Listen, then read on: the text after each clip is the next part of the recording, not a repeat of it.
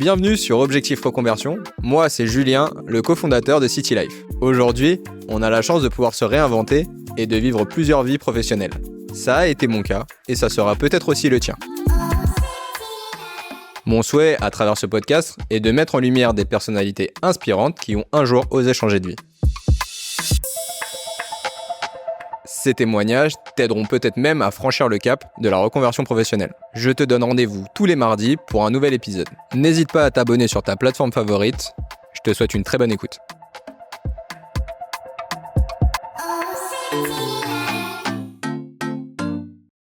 Salut Marina. Salut Julien. Je suis très heureux de t'accueillir, on se connaît un petit peu. J'ai une première question pour ceux qui ne te connaissent pas. Qui est Marina aujourd'hui ? Je suis la fondatrice d'une entreprise qui s'appelle Archi, qui est spécialiste des bienfaits du vinaigre de cidre. Et aujourd'hui, je prends un petit peu de temps pour accompagner des gens qui ont besoin de moi sur la mise en avant, sur le personal branding, etc. Parce que c'est quelque chose que j'ai adoré faire au sein d'Archi. Et voilà, je suis une entrepreneuse dans l'âme maintenant, c'est officiel. Maintenant, une fois que tu y goûtes, tu y prends goût. Donc, je me définis comme ça. Je suis profondément entrepreneur. Je sais pas. D'ailleurs, avec un E, je pense que ça marche aussi. Donc, tu connais le principe du podcast. On va parler de reconversion professionnelle. Yes. Donc, forcément, là, on vient d'avoir la fin du parcours. On va tirer le fil, rembobiner complètement le film et on va parler de toi au niveau de tes études. Qu'est-ce que tu as fait comme études ? J'ai commencé par un bac ES, voilà, parce que j'étais nulle en maths, tout simplement, et que je n'allais pas faire des études littéraires parce que j'avais pas forcément d'amour particulier avec les lettres à cette époque-là. Donc ES, c'était un peu le truc, un peu touche à tout. Et ensuite, j'ai fait des études de psychologie. J'ai une licence en psychologie du travail et c'était mon envie, d'avoir une connexion avec les gens et d'essayer de me comprendre aussi. J'ai l'impression que j'étais très immature dans le sens pas tant des comportements, mais dans le terme, je savais pas ce que je voulais faire de ma vie à cette époque-là. Et ça me semblait être une bonne base, quoi que j'ai envie de faire, de commencer par comprendre l'humain. Et du coup, c'est pour ça que je suis partie dans ces études-là. Donc, j'ai fait une licence et assez rapidement dans le parcours, je me suis dit, OK, je crois que c'est pas avec des études de psychologie que je vais réussir à atteindre ce que je veux dans la vie, c'est-à-dire toucher un maximum de gens et assez rapidement, avouons-le, avoir de l'argent et un statut social. Et j'étais un peu drivée par ça à l'époque. Et du coup, je me suis dit, qu'est-ce que je peux faire qui m'emmène à un poste de direction avec une base de psychologie et dans quel environnement je vais pouvoir mettre à profit mon envie de faire du bien aux gens. Et assez rapidement, j'ai relié les points et je me suis dit, il y a un environnement que je connais bien, dans lequel mes parents ont évolué, mes arrière-grands-parents ont évolué, mes grands-parents ont évolué. C'était les hôpitaux, les maisons de retraite. Et je me suis dit, OK, je vais faire des études pour être directeur de maison de retraite. Donc à 20 ans, je me dis, je veux être directrice d'EHPAD, tu vois. Et du coup, j'ai continué sur un master en politique sociale et de santé. Et j'ai commencé ma voie après là-dedans en tant qu'adjointe au départ. Et puis après, j'ai eu la direction d'une maison de retraite, puis la direction d'autres établissements médico-sociaux, d'une maison d'accueil spécialisée pour cérébro-lésés, d'un centre de soins pour personnes addictes. Donc j'ai fait ça pendant 3 ans et demi avant de me rendre compte que c'était pas le chemin. Déjà, ce qui est très surprenant, c'est que finalement, c'est vrai que souvent, et on le voit dans notre système scolaire, on nous demande très tôt ce qu'on a envie de faire, alors qu'on n'en sait absolument rien pour la plupart des gens. Donc, on fait des études, tu parles du bac ES, qui est le bac, entre guillemets, entre les deux. Souvent, c'est celui, si on n'est pas trop matheux ou pas trop littéraire, il y a le bac ES. Mais c'est vrai qu'on a du mal à choisir. Mais toi, finalement, même si tu n'avais pas cette vision-là, tu as quand même eu un chemin qui était à peu près tracé parce que tu l'as un peu par mimétisme, peut-être. Ouais, c'est ça. C'est ça. Et puis ces questions de ce qui revenait beaucoup, c'était vraiment mon envie d'avoir cet impact, ce statut social, l'argent. Et c'est le why qui a drivé je vais où du coup ? Et effectivement, après, c'est le mimétisme de me dire, autour de moi, les premières réponses que j'ai eues, c'était d'aller dans la voie que les parents, grands-parents, arrière-grands-parents avaient suivi, quoi. Et je me suis dit, bah, c'est évident, finalement, tu vois. Je crois beaucoup dans les signes, machin, et je m'étais dit, bah, en fait, je sais pas pourquoi je cherche, c'était juste évident que c'était ma voie. Ouais. Et voilà, tu vois, c'est pour ça que... C'est un système un peu de facilité, entre guillemets, Exactement. classique, de pas aller chercher à droite, à gauche. Et donc ça, tu fais ça pendant 3 ans, c'est ça? T'es directrice d'EHPAD. C'est ça. Gros sujet autour de l'EHPAD. Si on rentrait là-dedans, on en aurait pour des heures. Parce que c'est quand même un sujet. Mais c'est merveilleux aussi, tu vois. Enfin, il y a aussi des belles choses qui se passent. Il y a eu beaucoup de polémiques, notamment avec des gros groupes privés. Ça, je le cache pas que, effectivement, c'est juste une petite parenthèse où on manque cruellement de moyens, mais il y a aussi des très très belles initiatives qui se passent dans les EHPAD où on fait vraiment le meilleur pour les personnes âgées et ça ouais, le tableau n'est pas aussi noir, c'est pas chouette ces établissements, vaudrait mieux garder toujours ses parents auprès de soi autant que possible, mais il y a quand même tout n'est pas aussi Non, bah c'est bien de le dire, parce que c'est vrai que dernièrement, on va dire que l'actualité fait que on a quand même très peur d'y aller. En tout cas, c'est ce qu'on ressent, etc. Donc ça fait, on dérive un peu, mais en tout cas, c'est bien de le dire, puisqu'on parle des directrices d'EHPAD. Et donc, tu fais ça pendant 3 ans, et finalement, non, c'est pas la bonne voie. En tout cas, tu ressens visiblement que c'est pas la bonne voie. Ouais. Qu'est-ce qui fait que tu te dis que le chemin est pas le bon, ou quel était le déclic pour toi, en fait, de se dire, non, c'est pas là où je suis, je dois aller ailleurs? En fait, donc quand j'ai eu la direction d'un EHPAD, après, donc j'ai obtenu la direction adjointe d'un établissement à Paris, d'un hôpital. Et là, vraiment, c'était le climax de ma carrière à 23-24 ans. Très jeune. Tu vois, ouais. Et c'était super parce que j'avais obtenu ce poste après avoir passé plein d'entretiens d'embauche où il y avait des personnes, vraiment des directeurs seniors qui n'avaient pas eu le poste. Et là, j'étais en mode, mais wow, Beyoncé, tu vois, j'ai réussi à atteindre un truc de dingue. Donc, j'avais 70 personnes sous ma responsabilité, beaucoup de médecins, et donc 2 établissements. Et je m'étais dit, mais trop bien. Super salaire, super à avouer aussi, tu vois, genre je suis directrice adjointe d'un grand hôpital à Paris, Et en fait, je n'ai jamais été aussi triste de ma vie. Je me retrouvais pas dans devoir faire des choses qui étaient plus des choix politiques finalement que plutôt tournés vers l'humain. C'était un peu ça. Enfin, en tout cas, je me reconnaissais pas. Et c'est un moment, tu vois, là où ça a switché, c'est que je me rappelle très très bien de cette scène. J'étais en voiture et je partais au taf et je voyais n'importe quelle personne qui allait au travail et je me suis dit, même des éboueurs, même des personnes qui conduisaient des camions, etc. Je me disais, j'aimerais tellement avoir leur vie. Okay. Putain, je veux pas y aller, tu vois. Et quand tu arrives à te dire que tu voudrais faire n'importe quoi, mais pas ce que tu fais, c'est fort quand même. Et ben, c'est que t'es pas aligné. Et après, même quand j'ai dit je veux plus de ce taf, j'étais encore en période d'essai et j'ai dit c'est pas fait pour moi.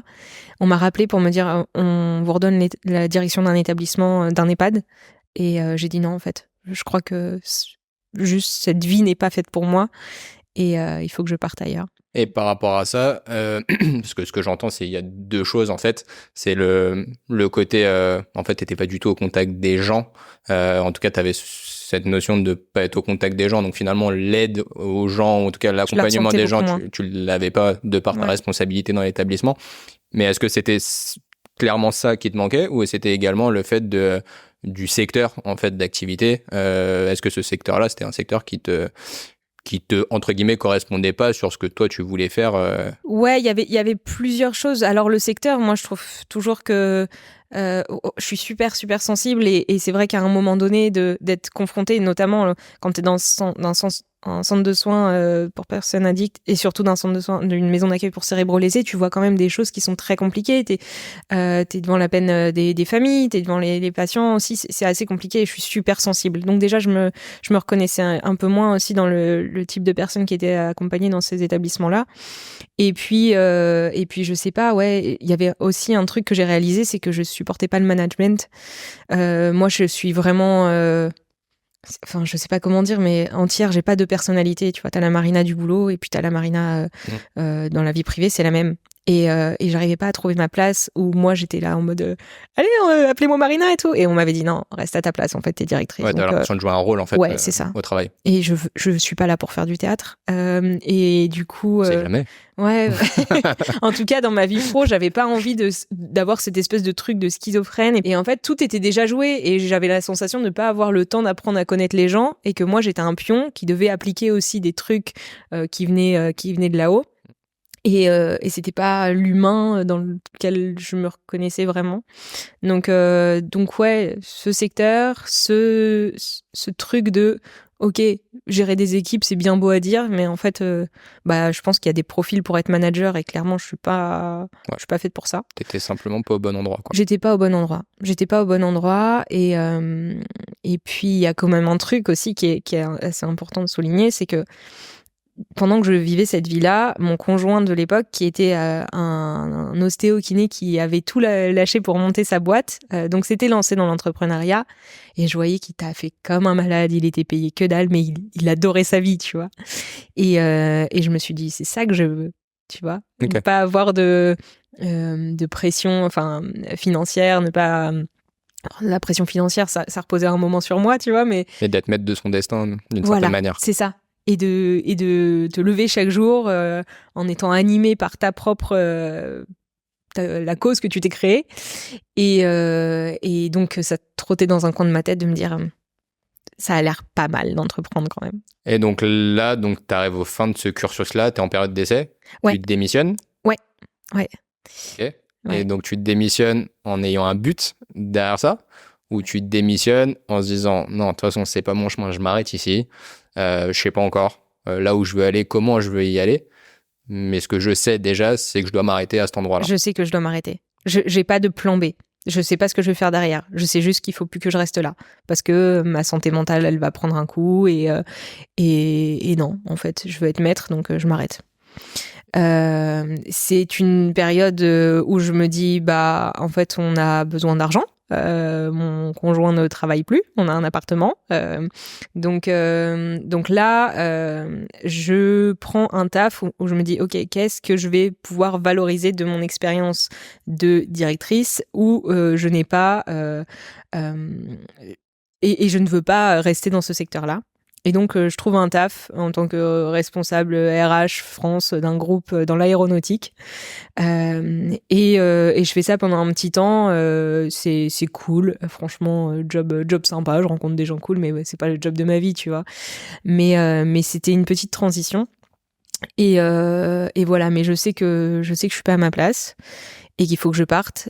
Et pour la première fois de ma vie, de me dire, il faut que je fasse un reset parce que je me suis jamais vraiment profondément écoutée.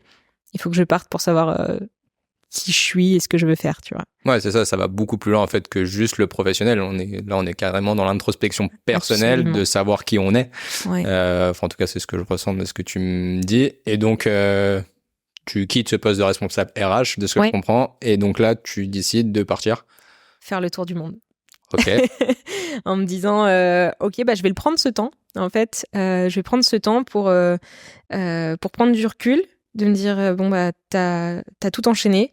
J'ai pas redoublé mes études, j'ai pas pris d'année sabbatique, j'ai juste continué. J'ai un taf qui m'a pas plu, j'ai changé mais je sais toujours pas ce que je veux dans la vie, qui je suis.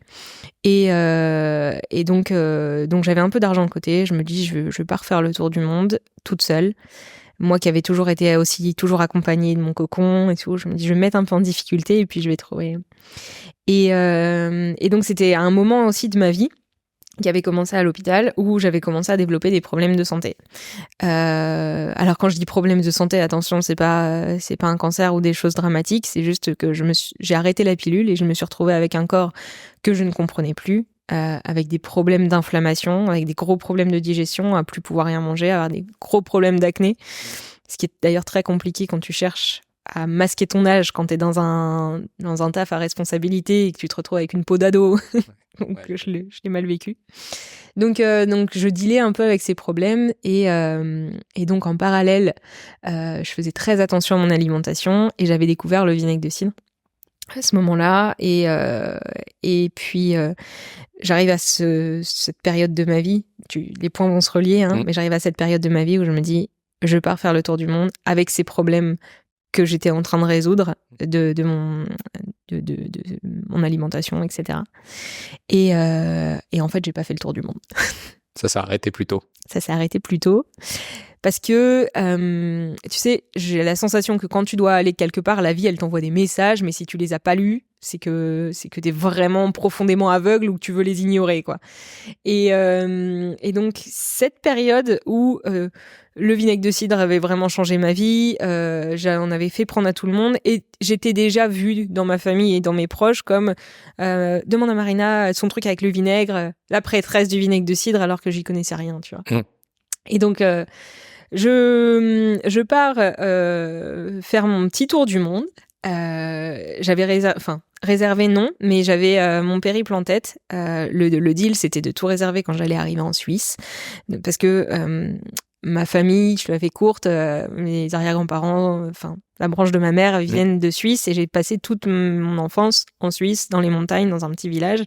Et je m'étais dit, comme point de départ, c'est safe la Suisse, je connais bien, ça va être la première fois que je vais partir toute seule, ça va être un beau point de départ. Je prends mon sac à dos, je pars marcher dans mes montagnes, et puis je book mon périple là-bas, et puis après j'enchaîne, quoi. Donc c'était Mongolie, Nouvelle-Zélande, voilà. Et en fait, donc je marche. J'ai des vidéos d'ailleurs là-bas où je me parle toute seule à mon téléphone en disant qu'est-ce que je veux faire de ma vie. Ce serait très drôle de les ressortir. Mais et en fait, je me dis, je crois que je prends un Airbnb là-bas et je rencontre une architecte qui avait tout plaqué pour faire du jus de gingembre. Je vois du vinaigre partout. Il y a plein de signes où je me dis, en fait, je crois que j'ai un truc à faire. Le tour du monde, je vais le mettre pour plus tard, et je crois que je vais monter ma boîte et garder ces sous-là, et puis essayer de voir ce qu'il y a à faire autour du vinaigre de cidre, parce qu'à chaque fois que j'en parle autour de moi, il y a un engouement. Il n'y a pas d'offre quali sur le marché, je viens de Normandie, ça fait sens, ça aide les gens. Vas-y, je vais essayer.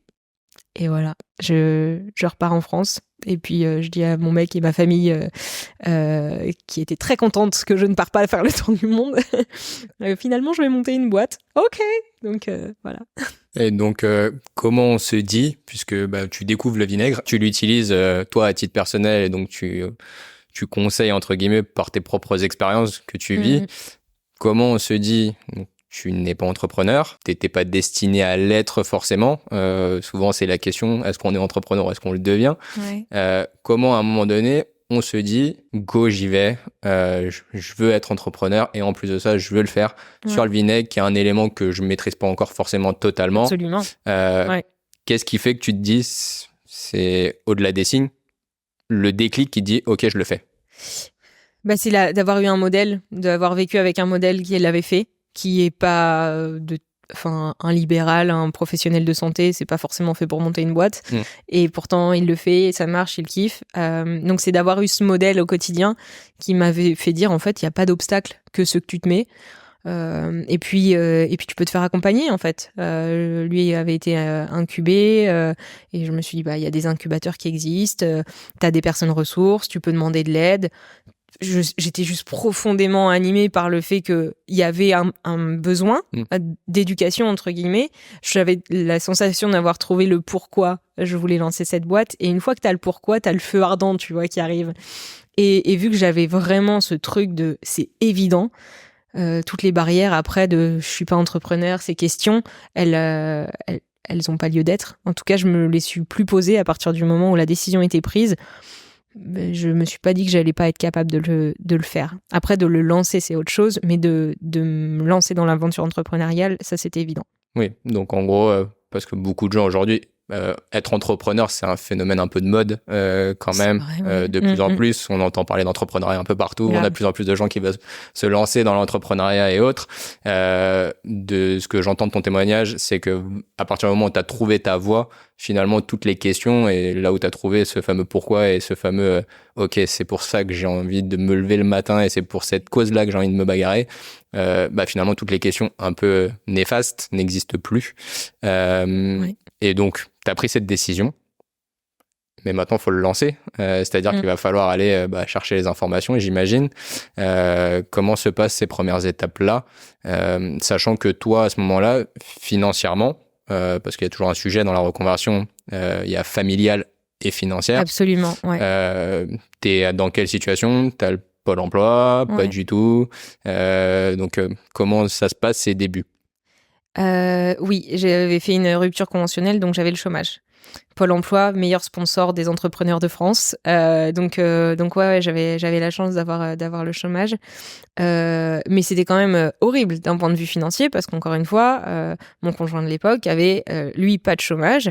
On avait un appartement qu'on a vendu, toutes les économies ont été dans sa boîte. Donc on s'est retrouvé de propriétaire d'un appartement en location, en coloc avec un de ses fondateurs. D'ailleurs, je te coupe, j'ai une question par rapport à ça. Ton conjoint, puisque lui-même est entrepreneur d'une certaine manière, comment il vit ça, lui? Parce qu'en gros, ça fait maintenant 2 entrepreneurs dans le même foyer, avec les mêmes problématiques et les mêmes soucis, entre guillemets.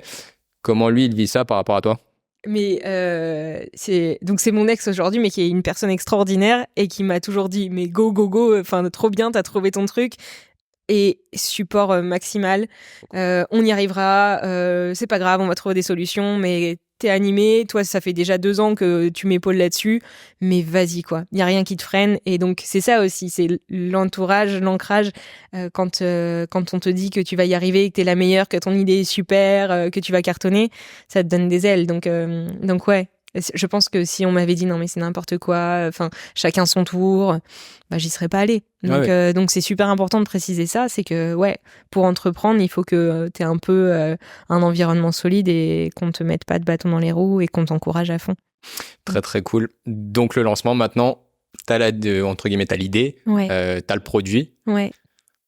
Comment on devient fondatrice d'une grande marque de vinaigre de cidre? Déjà, on s'attend pas. Enfin, moi, mes ambitions, c'était vraiment drivé par faire du bien aux gens. Je voulais pas un business à millions. Alors si, c'est bête de dire ça.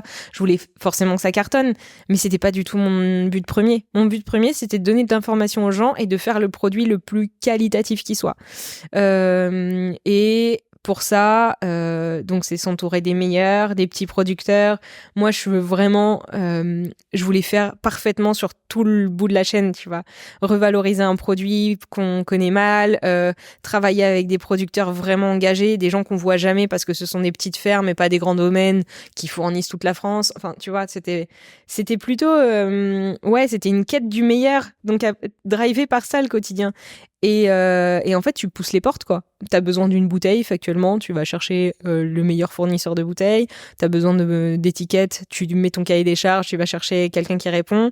Moi, je voulais une qualité de vinaigre de cidre. À l'époque, c'était nos producteurs qui faisaient le vinaigre directement à la ferme. Donc, je trouve un couple de producteurs avec qui je voulais que l'environnement il soit super, que leur valeur, elle soit vraiment... qu'ils fassent du bio non pas par opportunisme marketing, mais que c'était vraiment animé. Et en fait, j'ai rencontré des personnes merveilleuses tout le long de la route. Et juste, que ce soit d'un point de vue juridique, financier, d'approvisionnement, c'est simplement une histoire de rencontre et de taper à toutes les portes. Et finalement, le plus gros défi de l'entrepreneur, c'est d'aller chercher l'info et te dire où je trouve l'info. Et même cette question, tu peux y répondre en trouvant quelqu'un qui va te donner l'info. Donc, il n'y a pas de barrière, en fait. C'est simplement te faire accompagner, te faire aider des bonnes personnes tout le long. Et là-dessus, c'est toi qui t'occupes de toutes ces thématiques-là, parce que tu vends un produit, donc il y a tout le côté, entre guillemets, qualité du produit, il y a tout le côté, après, marketing du produit, après, il y a tout le côté... il y a tout le côté création de société, etc. Enfin bref, de tout mettre les bonnes pièces au bon endroit, ce qui est pas évident si on l'a jamais fait, on le fait un peu par instinct, je pense. Absolument. À ce moment-là, c'est toi qui t'occupes de tout ça, d'aller trouver justement ces fameux fournisseurs de qualité que t'as mis, etc. Tu pars avec ton baluchon et tu vas chercher ça. C'est exactement ça. En fait, avant qu'Archi soit officiellement commercialisé, il faut savoir que j'ai travaillé pendant 1 an en sous-marin, toute seule, à faire la recherche de fournisseurs. J'ai travaillé sur des boissons à base de vinaigre vinaigre de cidre et qui sont avec lequel, là pour le coup, j'ai travaillé avec un labo, j'ai obtenu des subventions parce que j'étais dans un incubateur quand j'ai commencé, et parce que je voulais que tout le monde boive du vinaigre de cidre sans être perturbé par le goût et l'odeur. Et donc pendant des mois, je travaille avec un labo pour développer des recettes. Avant de faire complètement marche arrière en me disant attends, tu vas dépenser une somme folle à aller sur des boissons pour rentrer en GMS, etc. Mais on te connaît pas. Le vinaigre de cidre, tout le monde a des a priori. T'as même pas éduqué encore les gens sur le vinaigre de cidre. J'aime pas ce mot encore une fois, mais c'est de l'éducation. Et en fait, tu vas dépenser beaucoup d'argent pour un truc qui peut se casser la gueule en deux. Donc, comment minimiser les risques ? Je me suis dit, je vais partir de la base. Je vais mettre du vinaigre de cidre brut dans une bouteille qui donne envie de s'y réintéresser et de trouver une qualité extraordinaire qui fait que les gens voient la différence et le positionner vraiment comme un produit santé.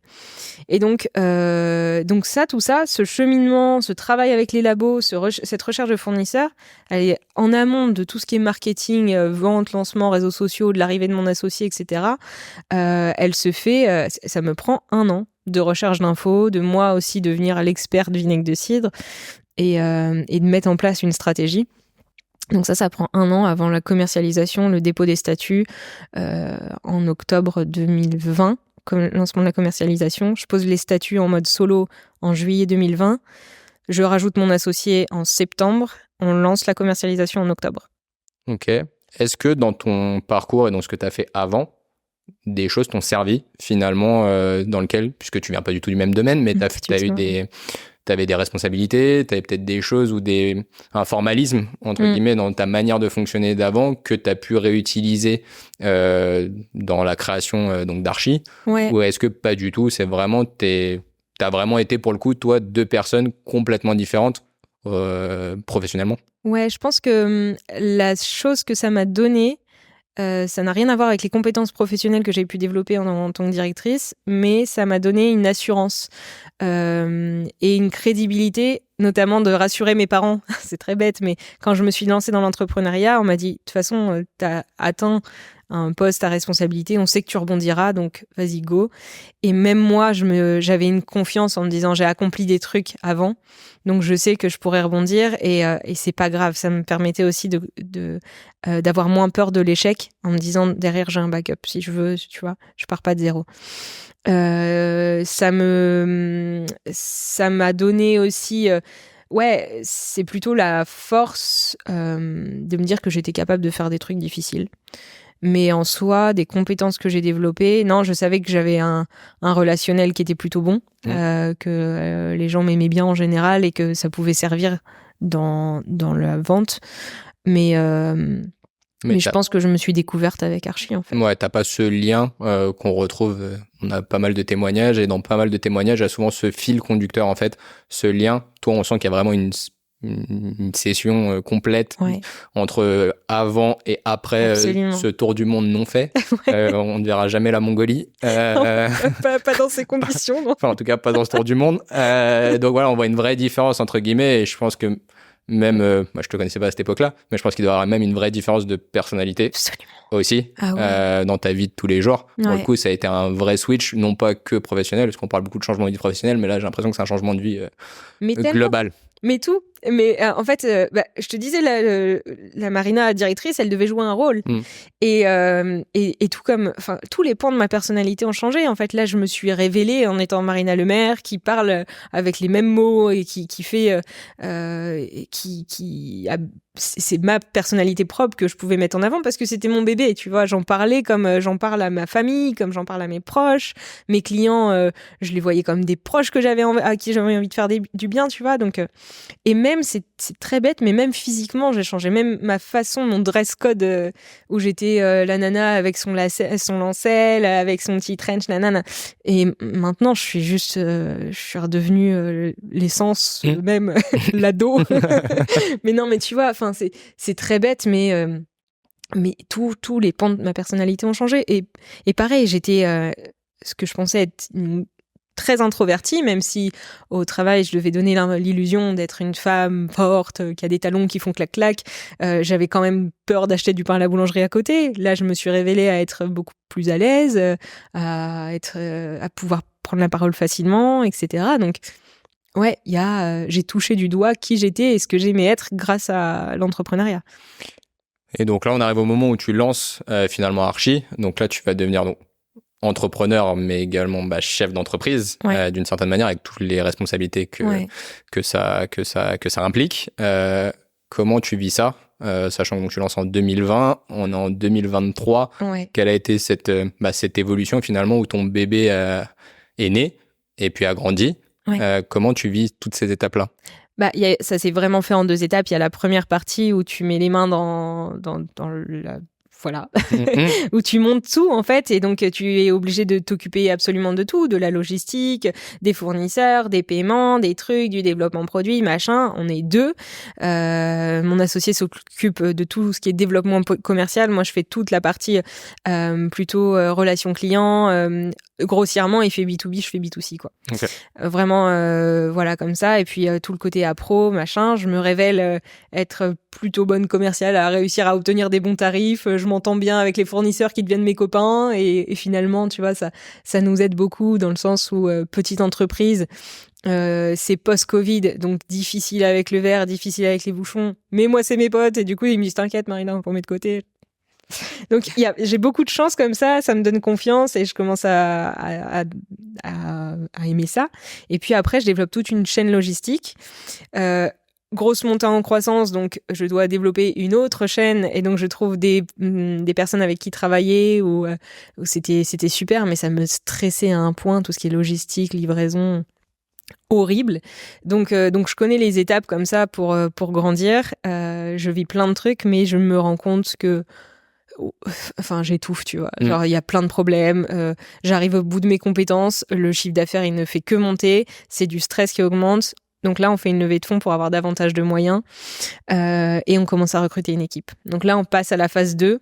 Mon associé, à ce moment-là, me dit « Marina, ce que tu sais faire de mieux, vraiment, c'est la partie communication. C'est ton bébé, parle-en, machin, fais ça. » Et puis, on a une responsable logistique, on a une responsable e-shop, on a une responsable com, voilà. Donc moi je me dis ok, moi je vais essayer de toucher davantage de gens et puis voilà, je commence à faire du personal branding sur cette deuxième partie d'entrepreneuriat et je commence à vraiment, non seulement ça drive énormément de trafic pour Archi, mais je m'éclate vraiment, je relie beaucoup avec les gens, avec les clients, je rencontre plein de monde, c'est génial. Et c'est vraiment sur cette deuxième partie-là où on a commencé à avoir une équipe où moi j'ai pu me focus sur ce que je sais faire de mieux. Voilà. Là tu retrouves, ça le sent même quand t'en parles, tu retrouves du plaisir à ce moment-là. Absolument. Finalement, et tu retrouves quasiment du sens en fait dans ton propre projet. Ouais. Le personal branding, c'est pas inné entre guillemets. Comment tu le vis et comment tu l'apprends finalement? T'es accompagné ou est-ce que tu te dis go, on y va? Est-ce que la petite Marina qui avait du mal à parler à la boulangerie, c'est parti, on se lance et on essaye des choses et puis on voit ce qui fonctionne? Ouais, c'est exactement ça. C'est qu'en fait, je me dis en fait, j'ai pas le choix que d'y aller. Je ne supporterais pas qu'il y ait une autre personne que moi qui raconte mon histoire et qui parle de ma marque en disant du bullshit marketing, ça me tuerait, donc je vais en parler. Et puis je disais par exemple aux équipes, je veux qu'on voit boire du vinaigre tous les jours. Et elles me disaient non mais Marina, sur la grille c'est moche et puis ce que tu fais c'est pas très esthétique et tout. Elles avaient raison.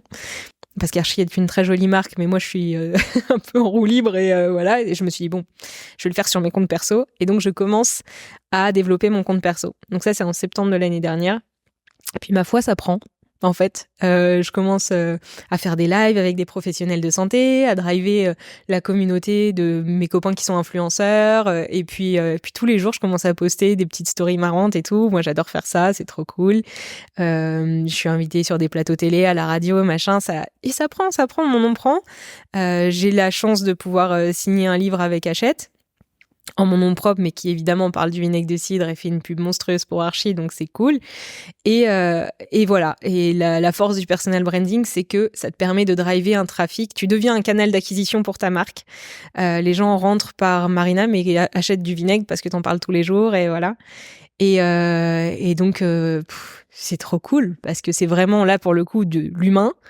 Je parle d'un sujet qui me passionne, j'en apprends tout le temps, je rencontre plein de monde, et puis ça drive du trafic, ça drive, et ça ne fait que monter, donc Donc voilà, super gratifiant et c'est là que je me révèle à me dire en fait, non seulement j'ai pas l'impression de travailler parce que je me lève chaque matin en me disant c'est du kiff et ça marche beaucoup pour la boîte. Donc je me dis j'ai trouvé ce que j'aime dans la vie. Et d'une certaine manière, ça t'ouvre aussi à d'autres choses par rapport à ça. Donc ce n'est plus que finalement Marina Darchi, c'est Marina qui parle en fait d'elle-même. Exactement. Et donc ça t'ouvre à d'autres choses, puisque comme tu l'as dit dans ta présentation du début, aujourd'hui tu finalement t'accompagnes des gens maintenant là-dessus. Exactement, sur cette partie-là. Donc c'est que finalement tu fais profiter de ton expérience, de ton vécu et tout ça par rapport à ça. Ce qui est ultra dur souvent pour les entrepreneurs, ceux qui ont leur propre bébé, c'est qu'on est souvent entre guillemets un peu prisonnier de notre bébé. On en est toujours lié. Toi, j'ai l'impression que tu as réussi à évoluer là-dessus. Ça a été des étapes, mais dans toute ta manière de communiquer, etc., t'as permis justement de te dire ok, je peux peut-être exister aussi comme ça. Absolument. Comment toi tu le vois aujourd'hui ? Ouais, en fait, c'est toujours ce feu. Tu vois, j'ai l'impression qu'il y a eu un cycle avec Archi. Les gens connaissent le vinaigre de cidre aujourd'hui. J'ai une sorte de mission qui a été atteinte. Maintenant, quand je vois la force du personal branding, comment ça a fonctionné pour moi et à quel point, pour moi, c'est le truc des fondateurs de devoir parler de leur marque, de ce qu'ils quand t'as le feu, il faut que t'arrives à le faire sortir parce que je sais à quel point c'est fort pour une marque et du coup j'ai eu ce truc de ça m'énerve que les gens qui ont le plus de choses à raconter n'osent pas y aller et je veux juste permettre aux gens d'oser, aux chefs d'entreprise de réussir à y aller comme j'ai pu le faire parce que putain j'ai eu cette chance d'avoir été poussée par mon entourage, etc. et ça a énormément fonctionné pour mon développement personnel et pour le développement de ma marque. Donc moi, si je peux être cette étincelle pour certains CEO, j'adore le faire. Après, je suis profondément animée par cette idée de faire du bien aux gens par l'alimentation, par la transmission d'informations. Donc ça sera toujours un truc qui va driver ma vie. Je vais pas être consultante. C'est juste que j'ai besoin de ça pour mon équilibre d'apporter au CEO parce que c'est une vie que j'ai vécue. Mais je suis entrepreneur. Vraiment produit. Je suis passionnée produit. Je suis passionnée de nutrition, d'alimentation et de transmission d'infos. Donc je sais que maintenant c'est mon tuteur. Ouais, t'es une vraie entrepreneur au sens large du terme. Ce qui t'anime en fait, c'est de créer des choses, créer des histoires dans la nutrition, dans l'alimentaire, etc. Donc quelque chose qui fait du bien. Mais c'est aujourd'hui, t'es une entrepreneur au sens large, plus qu'en fait une chef d'entreprise. Absolument, je suis pas du tout une chef d'entreprise. Je suis une entrepreneur. Toi, t'es là pour créer entre guillemets tout ce qui va aller avec, quasiment. Je connais pas l'avenir, j'en sais rien, mais en fait, tu vas être plutôt à créer plein de choses finalement. Et c'est ma vie, plutôt que de les suivre pendant des années, de créer plein de choses parce que c'est ce qui a l'air de t'animer aussi.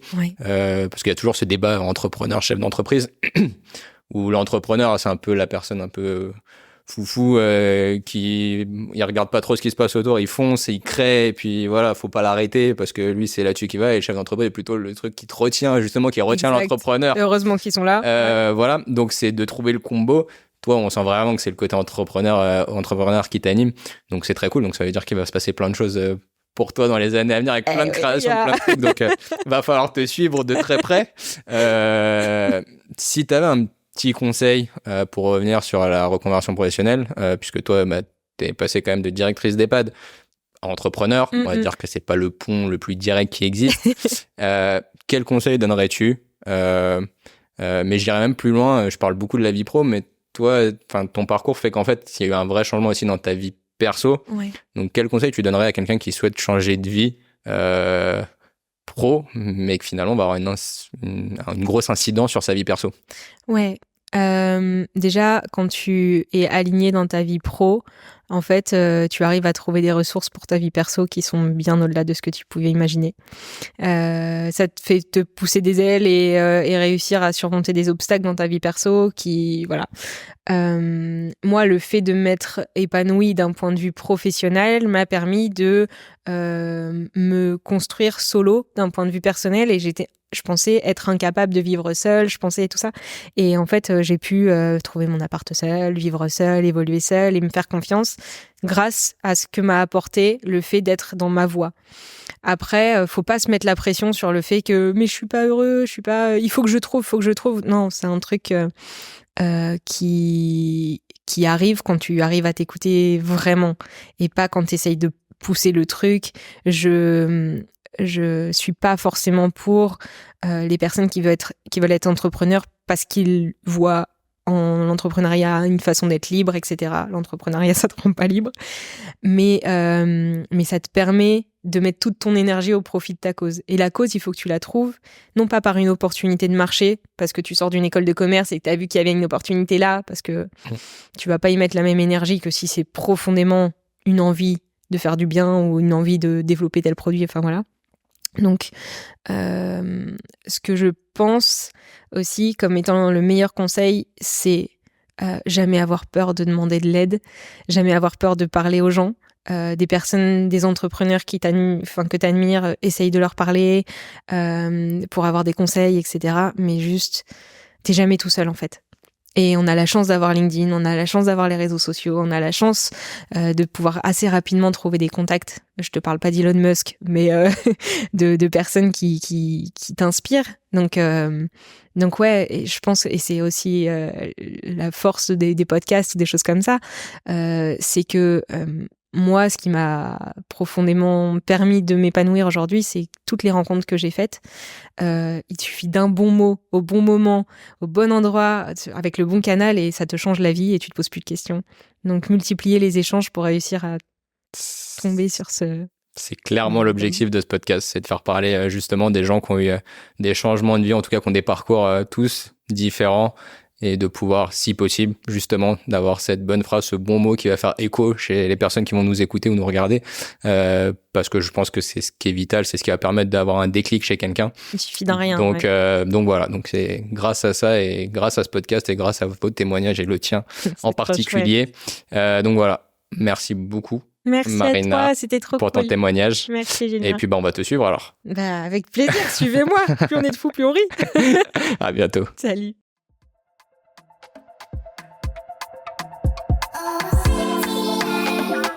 Merci d'avoir regardé et écouté cet épisode. N'hésite pas à t'abonner et à le partager à ton réseau. Si tu souhaites avancer dans ton projet de reconversion professionnelle, n'hésite pas à me contacter via le lien en description. On se retrouve mardi prochain pour un nouvel épisode.